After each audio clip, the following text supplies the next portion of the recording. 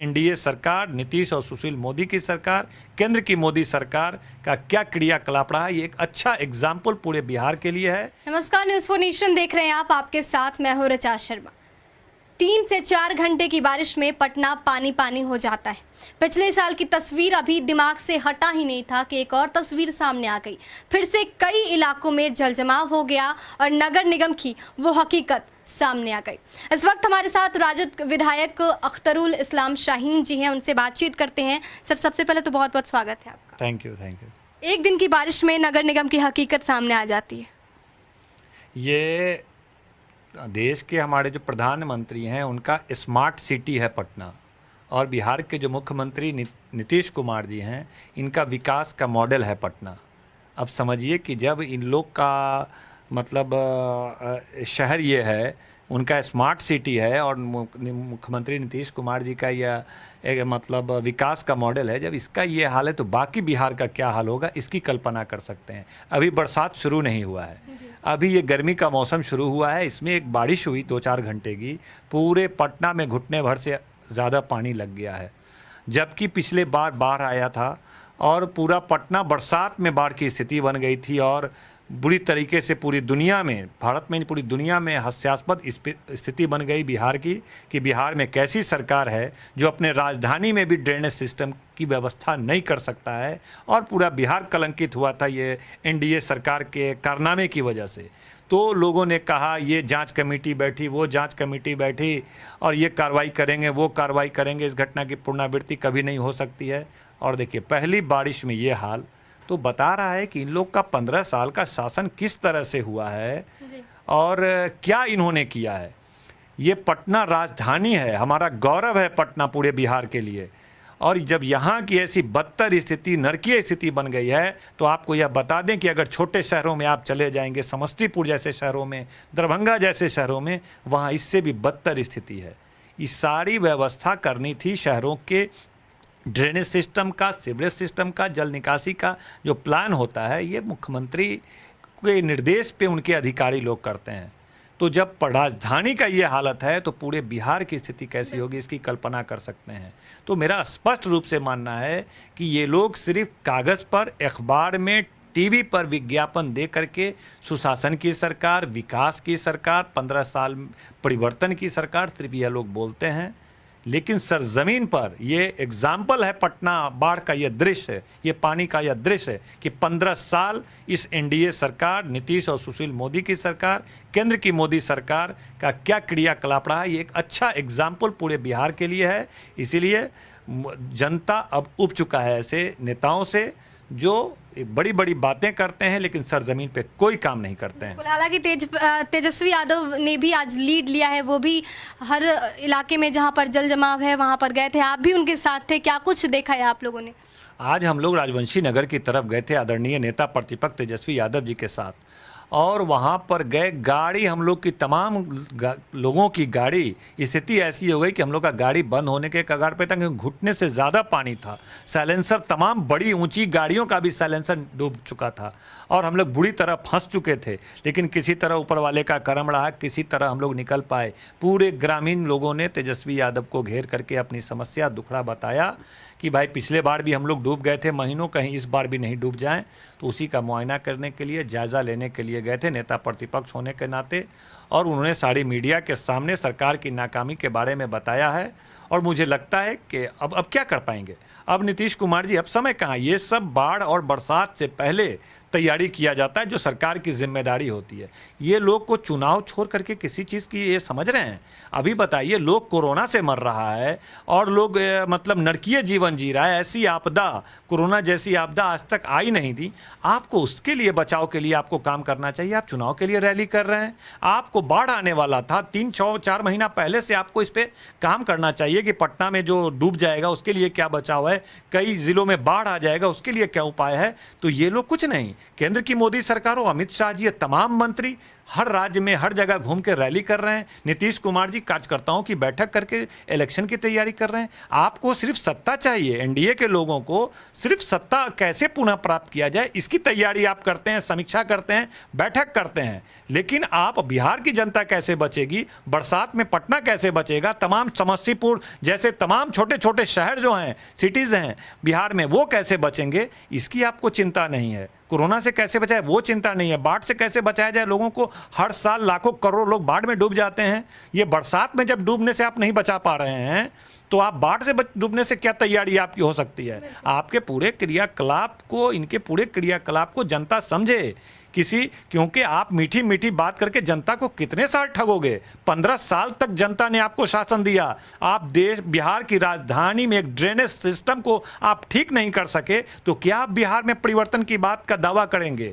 इसलिए पूरी तरह से यह पटना का ये बरसात का बढ़ता पानी जो बाढ़ का दृश्य पैदा कर दिया है, यह इनके फेल्योर का सबसे बड़ा प्रमाण है और इनकी तमाम वादे को झुठलाता है कि जब राजधानी में जो सरकार काम नहीं कर सकती है वो दूर देहात क्षेत्रों में कोई काम नहीं कर सकती है। तो क्या लगता है कमी कहाँ रह जा रही है, क्योंकि 1 साल हो गए वो तस्वीरें फिर से लोग देख रहे हैं। अभी इच्छा शक्ति की कमी है, सबसे बड़ी बात है इस सरकार में इच्छा शक्ति की कमी है और ये लोग सिर्फ और सिर्फ सत्ता में बने रहने की रणनीति बनाते हैं।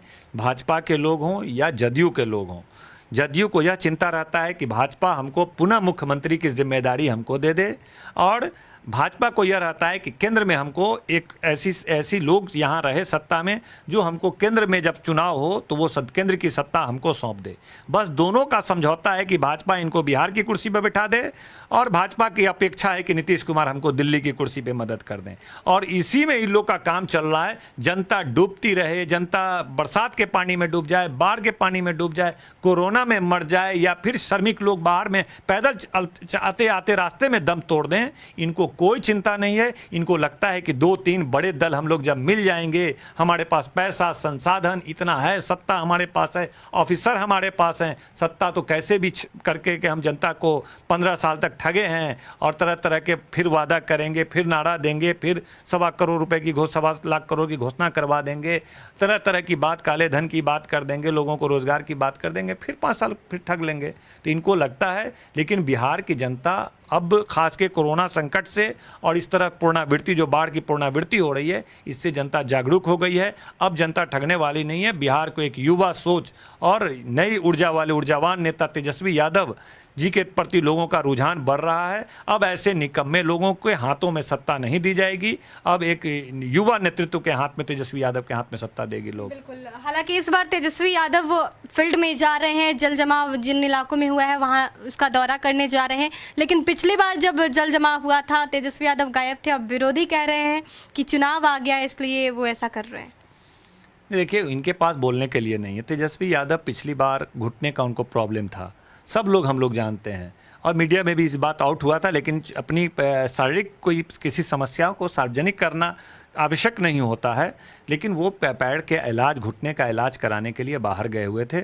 उसी समय बरसात है, बाढ़ तो आया नहीं पटना में, बरसात हुआ, बरसात में स्थिति नरकीय स्थिति हो गई या बाढ़ की स्थिति पैदा हो गई, कोई आपदा नहीं आया था। ये लोग कहते हैं प्राकृतिक आपदा। नीतीश कुमार जी जब भी यहाँ पर बरसात के पानी में पटना डूब जाता है तो प्राकृतिक आपदा, ये प्राकृतिक आपदा है, ये आपदा नहीं है, ये देन है ईश्वर का हमारे लिए। बरसात होना चाहिए पटना में भी और पूरे बिहार में, पूरे देश में बारिश होनी चाहिए ताकि यहाँ पर किसानों को इसको बहुत बड़ा लाभ मिलता है और इसको ये आपदा बोल करके जनता को दिग्भ्रमित करते हैं। तो ये आपदा नहीं था, बरसात था। अब बरसात में नेता को यहाँ पर रहना कोई आवश्यक नहीं था। आपका फेल्योर था कि वो बरसात के पानी में आप पटना को डुबा दिए, नाली के पानी से आप पटना को डुबा दिए, ये आपका फेल्योर था। लेकिन तेजस्वी यादव हर बिहार के ज्वलंत समस्या को लेकर के खड़े रहे हैं और इन लोगों के पास कुछ इशू नहीं है। तेजस्वी यादव की बढ़ती लोकप्रियता के कारण ये हर बात पे तेजस्वी यादव का नाम लेते हैं। अरे आप सत्ता में हो, आपने क्या प्लान बनाया, क्यों पटना में डूबा, कितने IAS अफसर को, कितने आप एग्जीक्यूटिव को, कितने मंत्री को आपने बर्खास्त किया,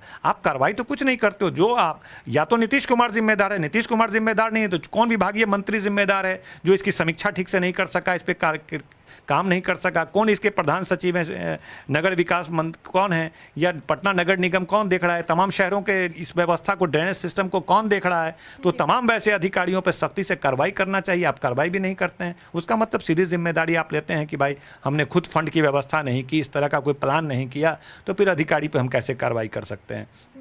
तो ये पूरी तरह से सरकार का निकम्मापन है और इसका खामियाजा सरकार को भुगतना पड़ेगा। नेता प्रतिपक्ष तेजस्वी यादव कई दिनों से नीतीश सरकार से एक सवाल करते नजर आ रहे हैं कि आखिर वो कहाँ छिपे हैं, बाहर निकले। 100 दिनों के अंदर उन्होंने अल्टीमेटम भी दिया कि 100 दिन के अंदर अगर वो बाहर नहीं निकलते हैं तो गांव-गांव पहुंचकर ढोलक भी बजाएंगे, ढोल पिटवाएंगे। लेकिन 100 दिन के भीतर ही आज सीएम नीतीश बाहर निकल चुके हैं। तो क्या लगता है कि तेजस्वी यादव से डर गए हैं? ये तो बात सही है कि ये पूरा देश में पहली बार इतने गंभीर कोरोना संकट से हमारा देश गुजर रहा है और देश बिहार के मुखिया होने के नाते, मुख्यमंत्री होने के नाते इनका दायित्व था कि पूरे चीज़ों का बिहार में जायज़ा लें। कुछ क्वारंटीन सेंटर में जाएं, कुछ आइसोलेशन में जाएं, जो अप्रवासी लोग हमारे बाहर से आए, श्रमिक लोग, उनके पास जाएं और हर चीज़ का मॉनिटरिंग करें। हमारे बाहर से जो लोग आ रहे हैं स्टेशन पे जा कर के मुआयना, हर चीज़ का मुआयना करके फिजिकली इनको वहाँ पर उपस्थित हो करके और उनको देखना चाहिए कि हमारी सरकार किस तरह से, उनके अधिकारी लोग काम कर रहे हैं। लेकिन जिस तरह से ये घर में बैठे रह गए और घर में बैठ के आप जानते हैं कि बड़े ओहदे पर जो लोग बैठे होते हैं उनको गलत तरह का फीडबैक दे करके गलत दिग्भ्रमित कर दिया जाता है। इसीलिए नेताओं का काम होता है कि वो फिजिकल जाकर के खुद रेंडमली जांच करते हैं इन सब चीज़ों का। और आप देखिए बगल का राज्य हमारा झारखंड है, वहाँ के मुख्यमंत्री स्टेशन पे भी जाते थे, हर जगह जाते थे। आप उसके बगल में बंगाल चली जाइए, ममता बनर्जी मुख्यमंत्री हैं, इनसे ज़्यादा उम्र दराज हैं और ज़्यादा एजेड हैं। उसके बावजूद जिस तरह से फिजिकल तौर पर वो हर जगह घूमती रही, लोगों से मिलती रही और कोरोना संकट पे लोगों के सामने बहुत सारे मुख्यमंत्री, लेकिन जिस तरह से ये घर के अंदर बंद रहे, जिसके कारण बिहार ज़्यादा कोरोना से प्रभावित हुआ, ज़्यादा यहाँ पे अनियमितता हुई, ज़्यादा क्वारंटीन सेंटर पे धांधली हुई और लोगों के साथ बहुत घृणित व्यवहार हुआ, खाना पीना इस सब का कोई व्यवस्था नहीं किया गया। तो इस तरह की बातें इनकी वजह से हुई और निश्चित रूप से ये नीतीश कुमार जी का फेल्योर है कि ये घर से बाहर नहीं निकले। जहाँ तक 100 दिनों का अल्टीमेटम था, अभी ये जो निकले हैं बाहर, इसको राष्ट्रीय जनता दल निकलना नहीं मानती है, क्योंकि हमारा जो सवाल खड़ा था वो कोरोना को लेकर के था कि कोरोना में बिहार मर रहा है, बिहार तड़प रहा है, नर्क स्थिति बनी हुई है, लोग को रोज़गार नहीं है, लोगों को खाद्यान्न सामग्री नहीं है, लोग बेरोज़गार की कगार में बुरी तरह से मर रहे हैं। आप उनके पास जाइए, उनसे मिलिए, बेरोज़गारों से मिलिए, श्रमिकों से मिलिए और तमाम तरह के जो हमारे गरीब गुरबा हैं उनसे मिलिए। आप उससे तो मिले नहीं। ये तो आप खुद डूब जाइएगा। पटना में एक मुख्यमंत्री, उप मुख्यमंत्री को बचाने के लिए आप घर से बाहर निकले हैं। पिछले बार उप मुख्यमंत्री जी डूबते डूबते उनके साथ दुखद घटना हो सकती थी, लेकिन तो इस बार फिर कहीं उप मुख्यमंत्री जी या इनके मंत्रीगण डूब नहीं जाए इस पानी में, तो फिर स्थिति खराब हो जाएगी। अगर उप मुख्यमंत्री ही डूब जाए तो उनको बचाने के लिए निकले हैं कि ऐसा पुराने वाली स्थिति ना हो जाए, तो आप उनको बचाने निकले हैं। आप कोरोना के संकट को लेकर के आप बाहर निकल करके आप लोगों से मिलिए, श्रमिक से मिलिए। उससे अगर 100 दिन के अंदर नहीं मिलते हैं तो और पटना को भी बाढ़ के से निजात नहीं दिलाते हैं तो हमारा जो ऐलान है कि 100 दिन पर वो राष्ट्रीय जनता दल अपना ढोल पिचवा करके मुख्यमंत्री जी का आह्वान करेगी कि भाई हमारी बात सुनिए और घर से बाहर निकलिए। वो अपनी जगह पे है। इनका अभी घर से बाहर निकलना तेजस्वी यादव के कहीं ढोल न पिटवा दे तेजस्वी यादव घर से निकलना, इस निकलना को हम लोग निकलना नहीं मानते हैं। बिल्कुल, तो आरजेडी इस निकलने को और खासकर जिस तरह से दौरा कर रहे हैं सीएम नीतीश, निकलना नहीं मानते हैं क्योंकि कोरोना काल हो या फिर अब पटना में जल जमाव, हर मुद्दे पर नीतीश सरकार का फेल्योर सामने आ रहा है और एक बार फिर से नगर निगम की वो खोखली हकीकत सामने आ गई है। सहयोगी आकाश के साथ ऋचा शर्मा, न्यूज़ 4 नेशन।